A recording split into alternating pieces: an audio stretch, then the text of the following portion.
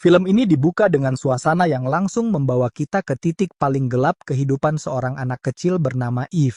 Ia duduk pucat dan berlumuran darah di koridor rumah sakit. Di tangannya ada sebuah music box dengan miniatur balerina yang terus berputar. Tidak ada dialog, hanya suara dentingan lembut yang terasa begitu kontras dengan kondisi Eve. Dari sini saja sudah terlihat kalau hidup gadis kecil ini baru saja berubah selamanya.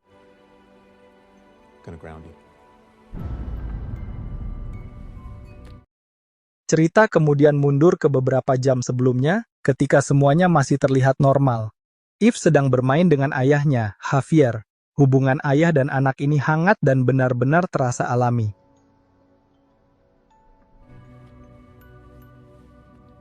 Namun malam itu, bahaya akhirnya menemukan mereka. Sejumlah pria bersenjata mengintai rumah Javier dan mulai masuk dengan cara yang sangat terlatih. Para penjaga rumah dieliminasi satu persatu secara senyap. Begitu Javier merasa ada ancaman, ia langsung menarik Eve ke belakangnya dan menyuruh putrinya tetap berada di dekatnya.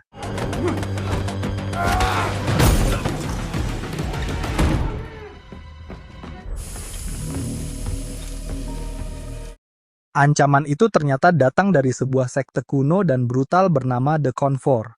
Mereka dipimpin oleh seseorang yang dikenal sebagai The Counselor, pria yang tampak tenang namun kejam tanpa kompromi. Tujuan mereka hanya satu, mengambil Eve, karena darah Eve merupakan keturunan murni dari sekte tersebut.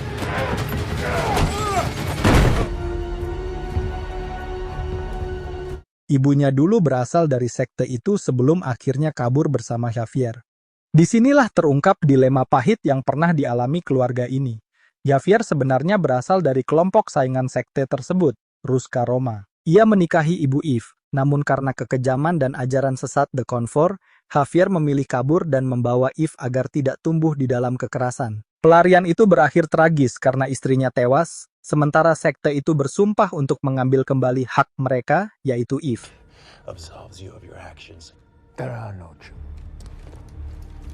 The Counselor memberi Javier dua pilihan yang sama-sama mengerikan.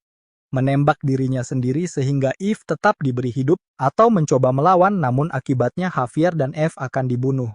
Dalam tekanan itu, Javier sempat terlihat pasrah. Namun suara Eve yang memanggil Papa membuat instingnya berubah.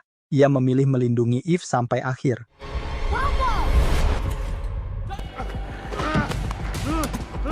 Terjadilah baku tembak singkat yang membuat Javier terluka parah, sementara Eve dipaksa bersembunyi di balik rak buku yang menyimpan ruangan rahasia. Ketika salah satu anak buah sekte itu hampir membunuh Javier, Eve yang ketakutan justru memberanikan diri keluar dan menyerang pria tersebut. Untuk ukuran anak kecil, itu adalah momen yang menandai kelahiran sisi kelam dalam diri Eve yang kelak dikenal sebagai pembunuh.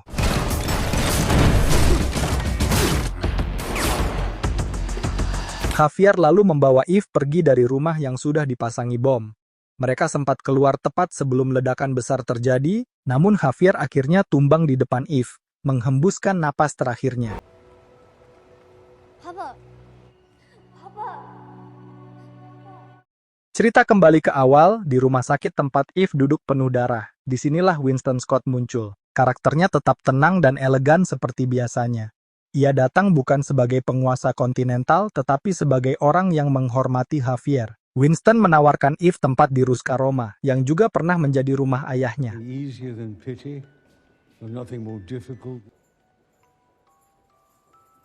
Eve dibawa ke markas Ruska Roma dan diperkenalkan kepada sang pemimpin, The Director.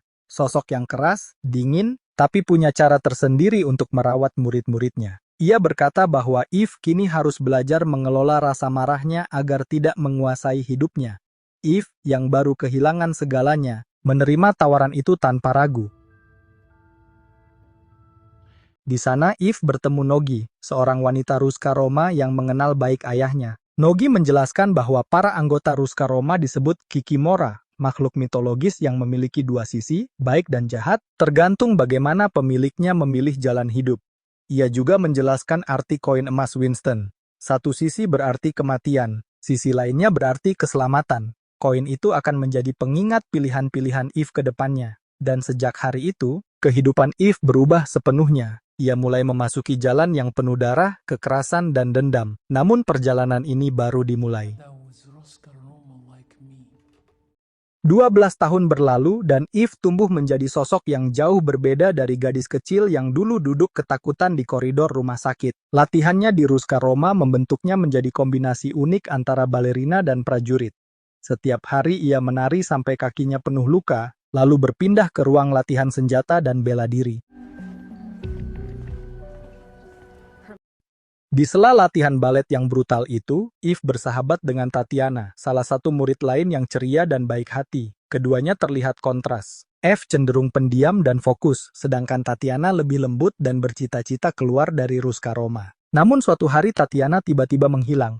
Ketika Eve menanyakannya, The Director menjelaskan dengan datar bahwa Tatiana tidak memiliki naluri pembunuh yang dibutuhkan untuk bertahan. Mereka yang tidak memenuhi standar diberi kebebasan untuk pergi. Cara The Director menyampaikannya membuat Eve semakin sadar bahwa pelatihan ini bukan sekadar disiplin tinggi. Ini adalah proses seleksi hidup mati yang terselubung.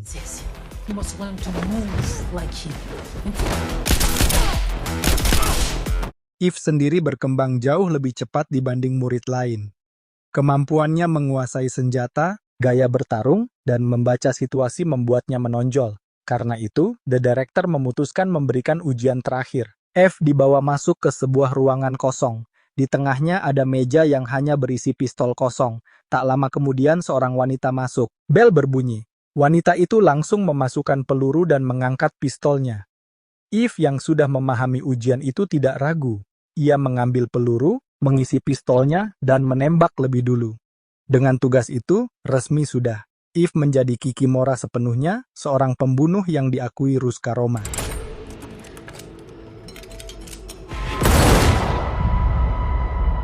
Tak lama setelah itu, seseorang yang sangat legendaris muncul di markas mereka. John Wick, rambut gondrong, aura misterius, dan langkah tenang. Semua murid otomatis terdiam, termasuk Eve yang langsung memandangnya dengan rasa penasaran. John datang untuk meminta izin perjalanan ke Casablanca, peristiwa yang berhubungan langsung dengan kejadian di John Wick 3. Saat John melewati lorong, Eve memberanikan diri menghampiri dan bertanya bagaimana ia dulu dapat keluar dari pelatihan Ruska Roma. John menjawab singkat namun bermakna. Setiap murid punya pilihan, bertahan atau pergi, menjadi mesin pembunuh atau memilih hidup lain. Pilihan itu selalu ada. Itulah kata-kata yang kemudian menjadi pegangan Eve.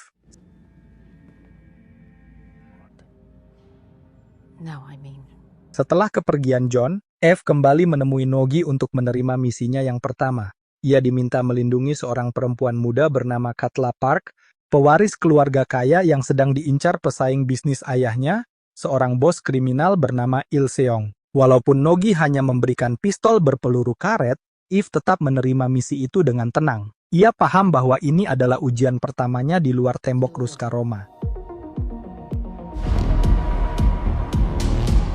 Eve mengikuti Katla ke sebuah klub malam. Katla seolah tidak sadar bahaya yang mengintainya, sibuk menari ditemani musik keras dan lampu warna-warni. Tak lama kemudian Il Seong dan anak buahnya masuk dan langsung berusaha menculik Katla. Eve bergerak cepat. Tanpa menonjolkan diri, ia menyelinap dan melumpuhkan satu persatu orang Il Seong.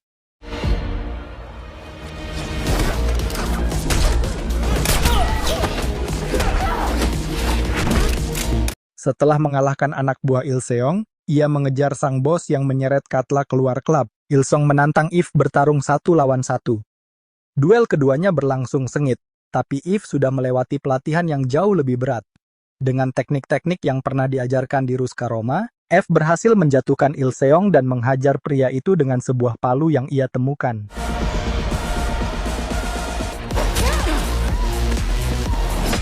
Misi pertamanya berakhir sukses. Katla selamat. 2 bulan setelah itu, Eve tidak hanya menjadi murid, ia sudah menjadi pembunuh bayaran berkelas. Dalam sebuah misi lain, ia menghabisi beberapa pria di apartemen kumuh dan keluar membawa bayaran sebesar $750.000. Namun keberhasilan itu menjadi titik awal masalah baru. Saat hendak pergi, mobil Eve ditabrak oleh kendaraan lain. 2 pria bersenjata turun dan mencoba membunuhnya. Tetapi Eve berhasil mengalahkan keduanya dengan mudah. Saat memeriksa tubuh salah satu pria itu, Eve melihat sesuatu yang membuat jantungnya berdegup lebih cepat, bekas luka berbentuk X di pergelangan tangan. Luka yang sama yang dimiliki para pria yang membunuh ayahnya dulu.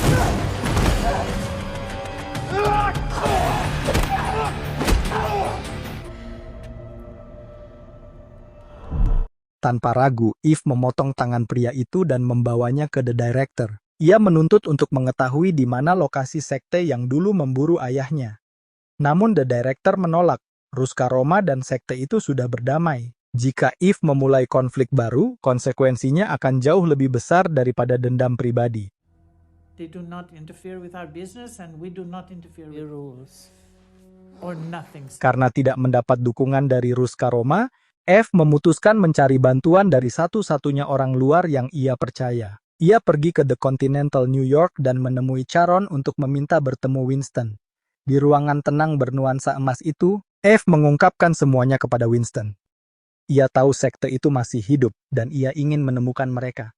Winston, dengan gayanya yang bijak dan diplomatis, menyarankan Eve untuk tidak menggali terlalu dalam. Semakin sedikit ia tahu, semakin aman dirinya. Tetapi Eve tetap memilih jalan yang berbahaya. Ia bahkan menyerahkan koin emas pemberian Winston sebagai tanda tekadnya. The tribe that killed my father. And if I suggested you... So I can appreciate your reluctance. That's very good. Akhirnya Winston mengungkapkan satu informasi penting. Salah satu anggota sekte itu, Daniel Penn, sedang menginap di Continental cabang Praha. Dan disinilah perjalanan Eve memasuki wilayah yang jauh lebih gelap dari sebelumnya.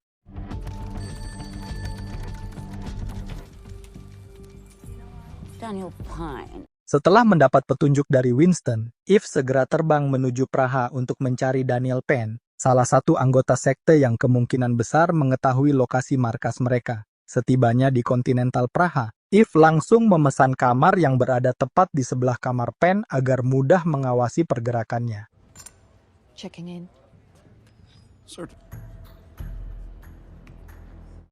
Hotel itu sendiri terlihat anggun dan tenang, tapi Eve tahu tempat seperti ini tidak pernah benar-benar sunyi. Semuanya penuh intrik yang tersembunyi di balik sopan santun para stafnya. Sementara itu, tanpa disadari Eve, Penn ternyata sedang diburu oleh sektenya sendiri. Ada seorang wanita bernama Lena yang memimpin pengejaran itu. Lena dikenal sebagai pemburu tangguh, dan alasan ia mengejar Penn cukup sederhana.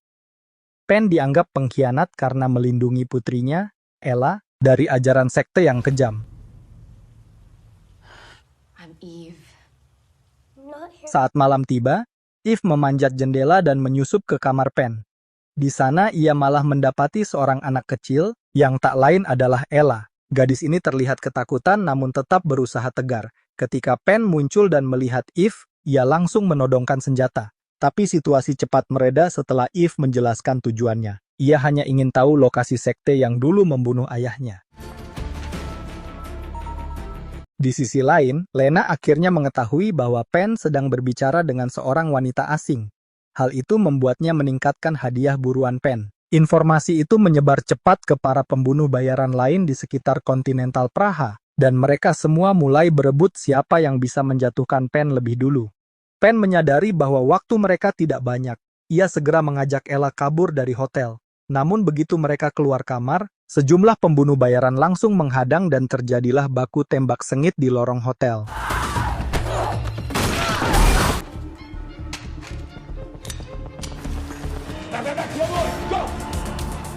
Eve ikut terlibat dan menjatuhkan beberapa lawan. Penn dan Ella memanfaatkan kesempatan itu untuk melarikan diri menggunakan lift.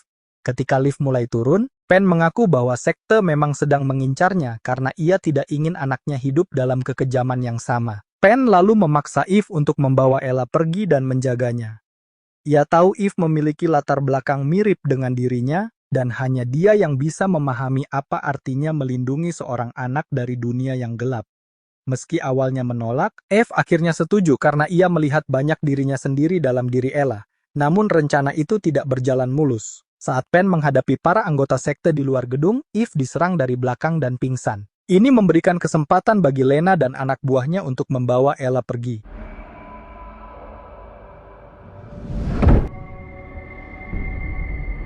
Ketika Eve sadar, ia mendapati dirinya serta dua anggota sekte lain sedang ditahan oleh pihak Continental. Mereka melanggar aturan hotel dengan membuat keributan. Untungnya, Eve bisa membela diri. Ia menjelaskan bahwa ia tidak membunuh siapapun di dalam hotel. Akhirnya dua anggota sekte itu dieksekusi, sementara Eve dibebaskan.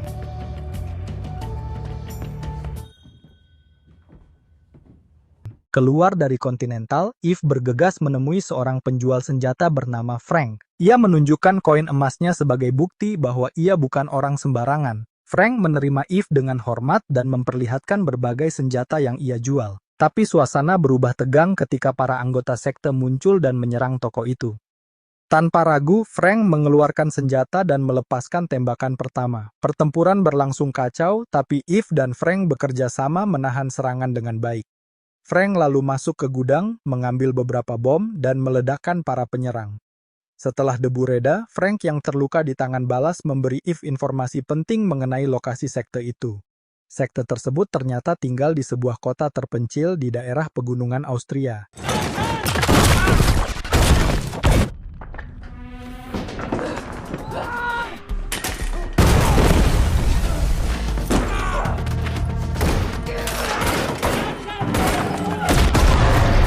Eve langsung menuju ke sana. Tujuan pertamanya adalah kota Hallstatt. Dari luar, kota itu tampak seperti kota wisata yang tenang dengan bangunan-bangunan kayu khas Eropa. Namun Eve merasakan ada yang tidak beres. Ia masuk ke sebuah bar, dan di sana ia melihat banyak music box balet yang sangat mirip dengan milik ayahnya dulu. Situasinya semakin mencurigakan. Tak lama kemudian seorang pria masuk, dan seluruh pengunjung bar memperhatikannya dengan aneh. Saat pria itu menyerang Eve tanpa peringatan, bar berubah seketika menjadi medan pertarungan. Dengan teknik yang ia pelajari dari Nogi, Eve berhasil mengalahkannya. Pelayan bar lalu langsung menghubungi seseorang, meminta mereka datang secepat mungkin.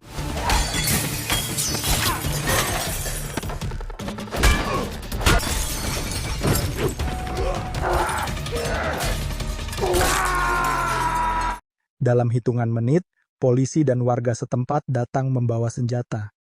Dan disinilah Eve menyadari satu hal penting. Kota yang tampak damai ini ternyata dihuni seluruhnya oleh anggota sekte. Eve berusaha kabur dan bertarung sambil bergerak dari satu rumah ke rumah lain. Namun setiap sudut kota dipenuhi orang yang mengincarnya. Meski terluka di punggung, Eve dapat mengalahkan banyak dari mereka.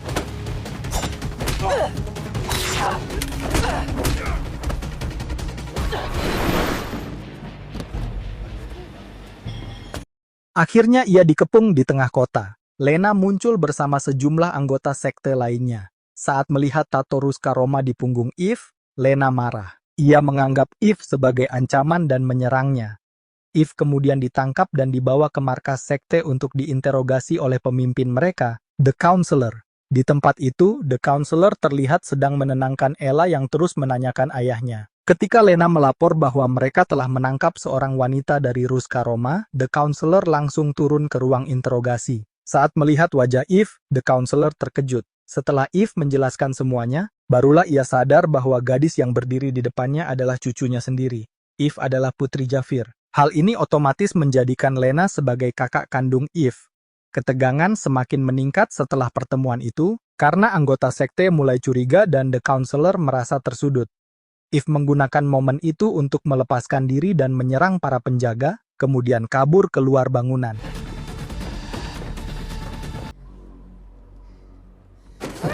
Di luar, Lena berhasil menyusulnya. Keduanya akhirnya berhadapan langsung. Lena mengungkapkan bahwa ia selalu iri pada Eve karena ayah mereka hanya menyelamatkan Eve dan membiarkannya tumbuh jauh dari sekte, sementara Lena tetap terjebak dalam kehidupan keras itu. Eve menjawab bahwa ia memang memilih jalannya sendiri setelah diberi kebebasan oleh Ruska Roma. Sedangkan Lena tidak pernah diberi pilihan. Pembicaraan itu tidak berlangsung lama karena sekte sudah mengepung rumah tempat mereka berada. The Counselor memerintahkan rumah itu diledakkan tanpa ragu. Dalam ledakan itu, Lena tidak selamat. Eve terluka, tetapi berhasil bertahan dan bersembunyi di balik reruntuhan.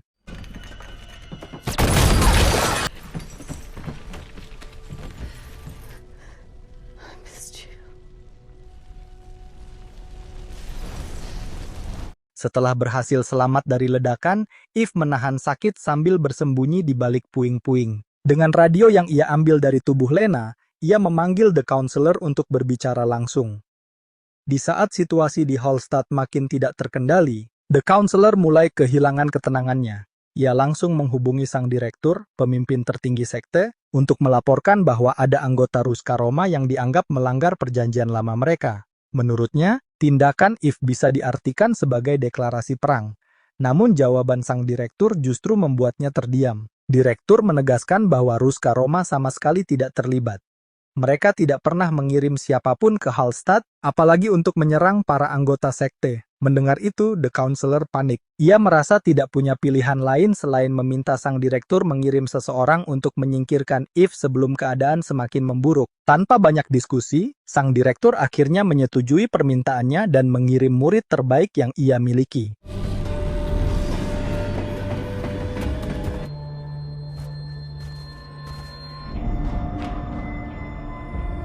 Sementara itu, Eve mulai mempersiapkan diri untuk pertarungan terakhir. Ia mencari senjata apapun yang masih tersisa di kota. Meski tubuhnya penuh luka, ia tetap memaksakan diri, menegaskan tekad bahwa malam ini semuanya harus berakhir. Ketika waktu memasuki malam, sosok yang dikirim direktur akhirnya tiba di Hallstatt. Dan orang itu bukan sembarang pembunuh bayaran, dialah Baba Yaga, John Wick. Begitu mendengar bahwa sang legenda telah hadir, The Counselor memerintahkan seluruh bawahannya untuk tidak menyerang John sedikit pun. Ia ingin John mengurus semuanya tanpa campur tangan siapapun. I'm not leaving.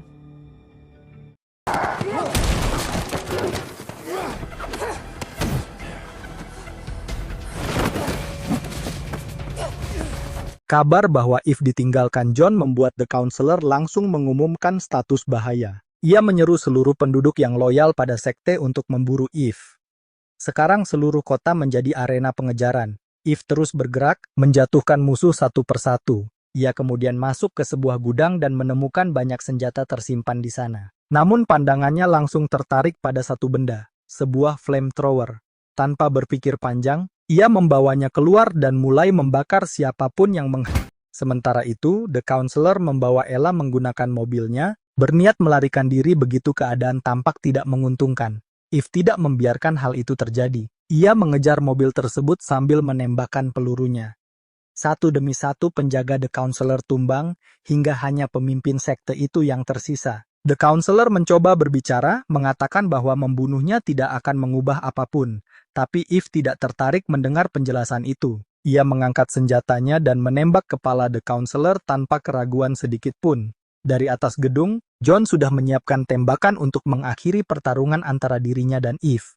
Namun ketika ia melihat keadaan Eve dan Ella, ia tak sanggup melakukannya. Ia menurunkan pistolnya dan memutuskan melepaskan mereka pergi. Ia kemudian membawa Ella ke tempat aman.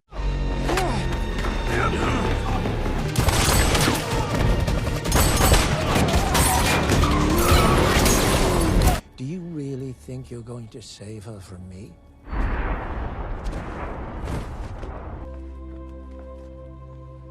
Keesokan paginya, Eve membawa Ella menemui Penn yang sedang dirawat di rumah sakit. Setelah memastikan gadis kecil itu aman, Eve kembali ke Continental New York dan bertemu Winston. Ia tidak lagi terikat pada Ruska Roma, hidupnya kini sepenuhnya miliknya sendiri. Malam harinya, Eve pergi menonton pertunjukan balet untuk melihat Tatiana tampil. Di tengah pertunjukan itulah teleponnya bergetar. Sebuah pesan masuk. Harga kepalanya naik menjadi $5 juta. Dalam waktu yang sama, ia melihat beberapa pria di teater menerima pesan serupa. Tanpa menunggu lebih lama, Eve langsung meninggalkan gedung. Film pun berakhir dengan dirinya kembali menjadi buruan dunia bawah.